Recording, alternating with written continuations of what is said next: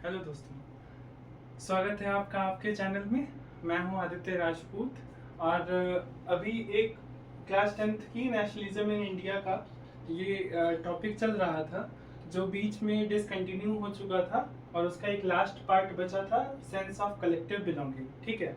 और क्योंकि हमने कहा था कि इसको कुछ दिन के लिए रेस्ट पे रखा जाएगा कुछ प्रॉब्लम्स की वजह से, तो अभी हम उनको कंटिन्यू करते हैं। ठीक है। ये लास्ट पार्ट है, एक बार वापस से बताते हैं। हिस्ट्री के सेकेंड चैप्टर जो कि नेशनलिज्म इन इंडिया है, उसका ये लास्ट पार्ट है, क्योंकि उनका कोई खास उस कहानी से, उस स्टोरी से कोई खास कंटिन्यूएशन का कोई रोल नहीं था, तो इसीलिए हम इसको रेस्ट पे रख सकते थे। That's why I have taken it on rest. Okay, now I am continuing it. The first thing about the sense of collective belonging is कि सबसे पहले हमको समझना पड़ेगा कि इस टॉपिक का मतलब क्या है। सेंस ऑफ कलेक्टिव बिलोंगिंग, इसका मतलब कि कब लोगों को इस बात का सेंस हुआ, कब लोगों को ये बात का एहसास हुआ कि हमें एक साथ होना पड़ेगा, कलेक्ट होना पड़ेगा। ठीक है। उनको कब ये लगा कि हम लोग एक ही जगह से बिलोंग करते हैं। ठीक है। उनको कब ये लगा कि हमारी हिस्ट्री ही सेम हुई है। ठीक है। हम लोगों की हिस्ट्री कोई डिफरेंट नहीं है। हम सबको एकजुट होके अंग्रेजों के खिलाफ लड़ना चाहिए, ये लोगों को कब पता चला। तो इसी बात को हम इन पॉइंट्स के साथ समझेंगे जो लास्ट के पूरी यूनिट में दिया गया है, तो उन्हीं को हम समझेंगे। ठीक है। सबसे पहले फर्स्ट पार्ट बोला गया है कि एक्सपीरियंस ऑफ यूनाइटेड स्ट्रगल्स। आप देखिए 1857 में जो पहला रिवॉल्ट हुआ था, हालांकि अंग्रेजों ने इसको रिवॉल्ट कहा था, बट वहीं पे एक रेवोल्यूशनरी थे जिनका नाम था वीडी सावरकर। उनके बारे में हमने पहले भी डिस्कशन किया हुआ है। तो वीडी सावरकर यानी विनायक दामोदर सावरकर, सावरकर ब्रदर्स थे। 1897 में उन्होंने ब्रिटिशर्स के नाक में दम कर दिया था। तो वहां से उन्होंने स्टार्ट किया कि 1857 was not the revolt only, it was the first war of independence. ठीक है। उसके बाद हमने कई सारी लड़ाइयाँ एकजुट होकर लड़ी, चाहे वो हिंदू, मुस्लिम, गरीब, अमीर। ठीक है। अलग अलग जगह से, अलग अलग डिस्ट्रिक्ट, अलग अलग स्टेट, अलग अलग प्रोविंसेस से लोग मिलके एक साथ लड़ते हैं। तो उनके मन में कहीं ना कहीं इस बात को लेकर ये बात आती होगी, या उनको ये एहसास होता होगा कि हम लोग किसी कोई बटे हुए नहीं हैं, हम लोग अखंड भारत के पार्ट हैं। ठीक है। तो ये पहला पॉइंट कहना चाहता है एक्सपीरियंस ऑफ यूनाइटेड स्ट्रगल्स, कि वो लोग एक साथ स्ट्रगल किए थे, तो उसकी वजह से उनके अंदर ये एहसास आया कि हम लोग एक ही जगह से बिलोंग करते हैं। ठीक है। दूसरा है फिगर्स और इमेजेस। देखिए कि जब कभी आप कोई लड़ाई लड़ने जाते हो, ठीक है, यानी जब आप कोई काम करने जाते हो, तो उसके पहले आपको विजुअलाइज करना पड़ता है कि आप किसके लिए लड़ रहे हो। जैसे मान लीजिए आपका कोई भाई है, ठीक है, और आपके भाई को कोई मार दे, है ना, और क्योंकि आप अपने भाई के साथ 10 साल 15 साल रहे हो, और आपके भाई को कोई मार दे, तो आपका सेंटिमेंट उससे जुड़ा हुआ था। तो अगर कोई उसको मार देगा तब आपके अंदर इमोशंस जागृत होंगे। ठीक है। तो क्योंकि आप उसको जानते थे।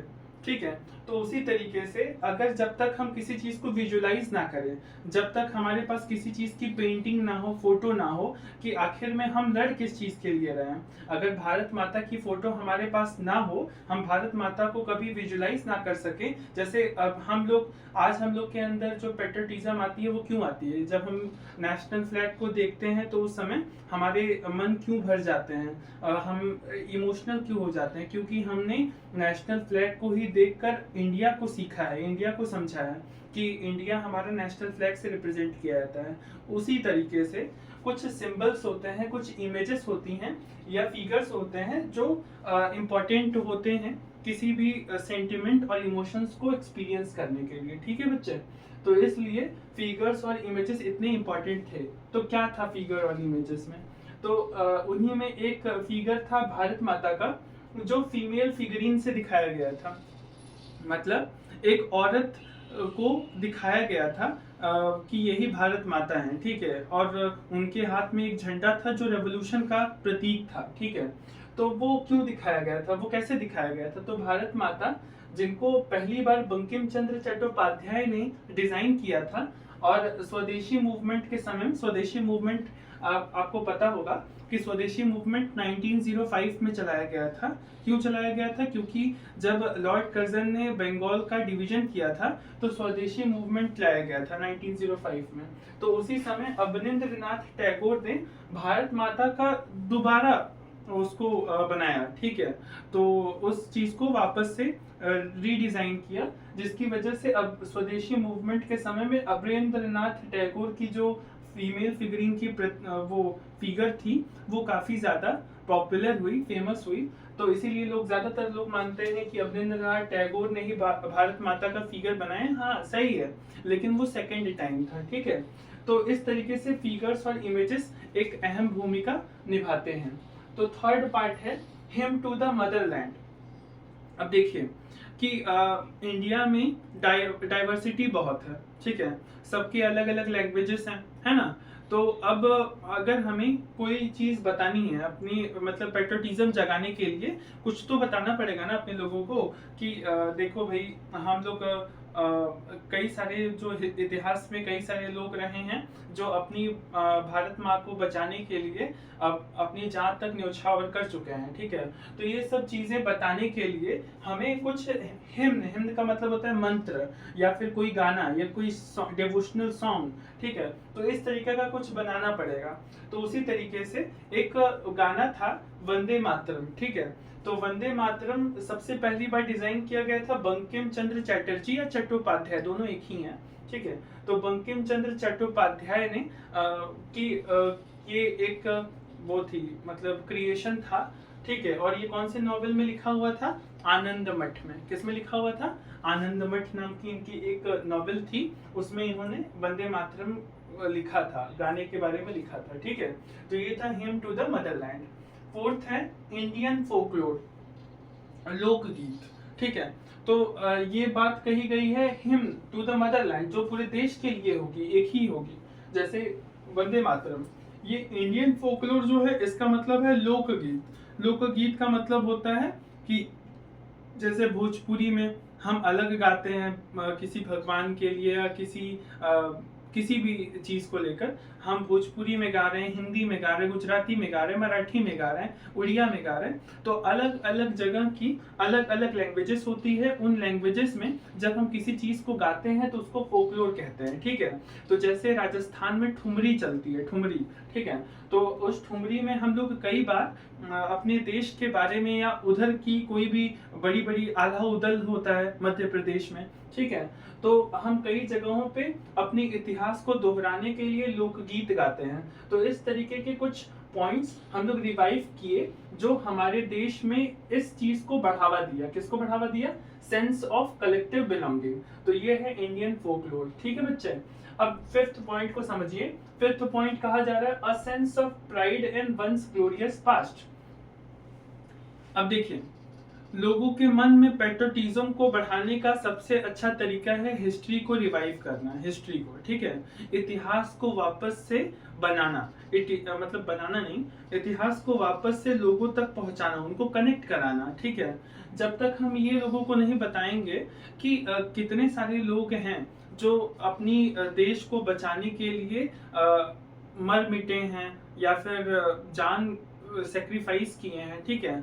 तो तब तक उनके मन में वो पेट्रोटिज्म की भावना जनरेट नहीं होगी। तो आज भी आप कभी न्यूज चैनल वगैरह देखते हैं तो कई बार बताया जाता है कि 1999 में जो करगिल का युद्ध हुआ है या फिर अभी पुलवामा अटैक हुआ था, तो उन सब में आपको जो शहीद लोग होते हैं या फिर रिपब्लिक डे का परेड कराया जाता है या फिर 15 अगस्त को जो भी कार्यक्रम वगैरह कराए जाते हैं वो इन्हीं चीज के लिए कराए जाते हैं ताकि लोगों तक ये बात पहुंचाई जा सके कि प्रीवियस टाइम में या कुछ पिछले समय में कितने सारे लोग अपनी अपनी जान को गवा बैठे थे सिर्फ देश को बचाने के लिए। तो उस ग्लोरियस पास्ट को दिखाया जाए जिससे कि हम अपने देश के प्राइड को शो कर पाए, सेंस ऑफ प्राइड, ठीक है। कि हमें इस बात पे गर्व है कि हमारा इतिहास इतना सुंदर रहा है। अरे बिल्कुल सुंदर रहा है। महाराणा प्रताप जैसे दिग्गज क्रांतिकारी या फिर आपको कि लड़ाके हमारे यहाँ के थे, ठीक है। उसी तरीके से महान छत्रपति शिवाजी महाराज हमारे यहाँ के थे, पृथ्वीराज चौहान हमारे यहाँ के थे, ठीक है। और उसी तरीके से विक्रम बत्रा जी, और ऐसे करके कई सारे रेवोल्यूशनरी थे, सोल्जर्स थे हमारे देश के, भगत सिंह। तो हम उन पे गर्व करते हैं, और हम ये आशा करते हैं कि कई सारे जितने भी बच्चे ये वीडियो और कंटेंट वगैरह देखेंगे वो भी पैट्रियटिज्म उनके अंदर भी जनरेट हो, ठीक है, वो भी अपने देश को बढ़ाने में अहम योगदान दे। तो सिक्स्थ क्वेश्चन है, सिक्स्थ पॉइंट है आइकन्स एंड सिंबल्स। अब कुछ नए नए सिंबल और आइकन्स भी रिप्रेजेंट किए गए, मतलब लाए गए। क्यों लाए गए? क्योंकि हमने अभी आपको बताया कि जब तक हम लोगों को सिंबल्स नहीं देंगे, आइकन्स नहीं प्रोवाइड करेंगे, तब तक वो उनको कनेक्ट नहीं कर पाएंगे। तो इसके लिए हमने कुछ सिंबल्स लाए। तो उसमें जो सबसे पहला सिंबल है वो फ्लैग का है, ठीक है। तो हमने सबसे पहले एक फ्लैग बनाया कि जब तक हम फ्लैग को लेकर हर जगह पे ये बताते नहीं फिरेंगे कि हम चाहते क्या हैं, तब तक कोई मजा है नहीं। तो इसके लिए स्वदेशी मूवमेंट के समय, स्वदेशी मूवमेंट जो कि 1905 में हुआ था, ठीक है, अभी हमने आपको बताया, तो उस समय एक ट्राई कलर को डिजाइन किया गया था। कौन से कलर में था ये? Try colour. और ट्राई कलर में 3 कलर थे, रेड, ग्रीन और येलो कलर, ठीक है बच्चे। और यहाँ पे 8 लोटसेस थी, ये बहुत इंपॉर्टेंट है, ठीक है। ट्राई कलर तो ठीक है, रेड, ग्रीन और येलो कलर, इसके साथ 8 लोटसेस थी और एक क्रिसेंट मून था, जो क्या बता रहा था? 8 लोटस का मतलब था कि उस समय प्रोविंसेस 8 थी। कितनी प्रोविंसेस थी? 8। प्रोविंसेस का मतलब होता है प्रांत। क्या होता है बच्चे? प्रांत। जैसे आज प्रदेश आप बोलते हो, उत्तर प्रदेश, मध्य प्रदेश, तो पहले प्रदेश को प्रोविंस बोला जाता था, ठीक है। तो ऐसे कितने प्रोविंसेस थे वहां पे? 8 प्रोविंसेस। और 8 प्रोविंसेस को दिखाया गया था 8 लोटसेस से। इसके अलावा एक क्रिसेंट मून था। क्रिसेंट मून आप जानते हो, वो हमेशा रिप्रेजेंट करता है पाकिस्तान या मुस्लिम जो भी एम्पायर है उनको वो करता है। तो ये बताना चाहता था कि हिंदू और मुस्लिम एक हैं, आप उनको तोड़ नहीं सकते, ठीक है। तो इसलिए 8 लोटसेस और एक क्रिसेंट मून से हम अपनी फ्लैग को डिजाइन किए थे स्वदेशी मूवमेंट के समय में, ठीक है। लेकिन 1921 के समय में एक पर्सन थे, मतलब पर्सन क्या, मतलब हमारे देश के सुपर हीरो, स्पाइडरमैन, बैटमैन, जो भी आप कहो सब कम, तो महात्मा गांधी, ठीक है। तो Mahatma Gandhi, father of nation, 1921 में उन्होंने डिजाइन किया एक नया फ्लैग, ठीक है, जो वो भी एक ट्राई कलर ही था। और ट्राई कलर कौन कौन से कलर से था मिलके? व्हाइट कलर, ग्रीन कलर और सैफरॉन कलर, ठीक है। व्हाइट कलर आप समझते हो सफेद, ग्रीन कलर जानते हो हरा, सैफरॉन कलर, हाँ ये इंपॉर्टेंट है कि ये रिप्रेजेंट क्या करता है। तो व्हाइट कलर शांति को रिप्रेजेंट करता है, यानी पीस को रिप्रेजेंट करता है। ग्रीन कलर हम ग्रोथ को रिप्रेजेंट करता है कि हमारे देश में हमेशा ग्रीनरी रहेगी। ग्रीनरी मतलब हमेशा हम लोग बढ़ेंगे, आगे बढ़ेंगे, डेवलप करेंगे, ठीक है। तो ये ग्रीनरी इसी चीज को रिप्रेजेंट करती है कि हमारे यहाँ पे हमेशा ग्रोथ ही ग्रोथ रहेगा। सैफरॉन केसरिया कलर है। केसरिया मतलब ब्रेवरी का साइन है। किसका साइन है? ब्रेवरी का, ठीक है। तो ये 3 कलर्स थे। इसके अलावा एक स्पिनिंग व्हील है, व्हील, ठीक है। तो एक चरखा जो था वो, तो उस चरखे को इसमें शो किया गया था, ठीक है, जो ये बता रहा था कि अब हमारी जो कंट्री है वो डेवलपमेंट के रास्ते है।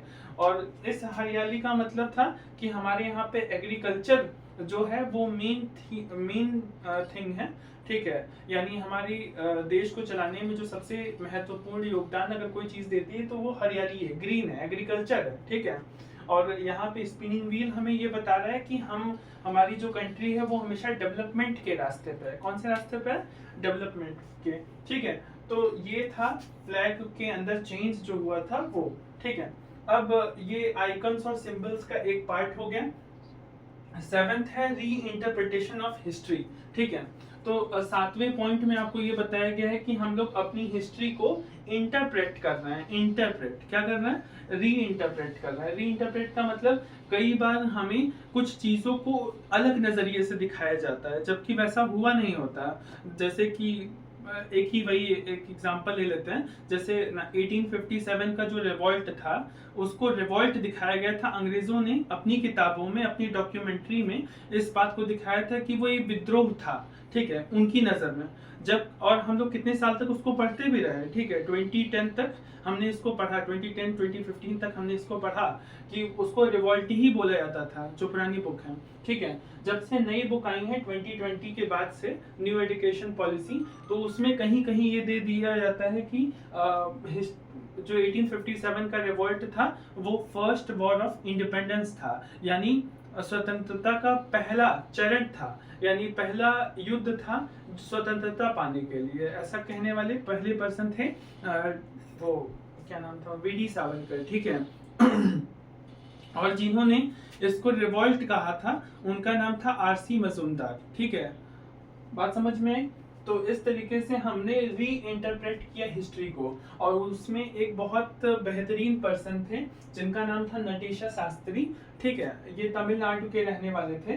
तो इन्होंने एक तमिल लैंग्वेज में, अच्छा यहाँ पे हम तमिल लिखना भूल गए, तो आप ये लिख लीजिएगा कि नटेशा शास्त्री ने तमिल लैंग्वेज में 4 वॉल्यूम की एक किताब लिखी, 4 वॉल्यूम की एक किताब लिखी, बुक लिखी, जिसका नाम था the folklore of southern India, ठीक है, the folklore of southern India, ठीक है, जो कि तमिल लैंग्वेज में लिखी गई थी।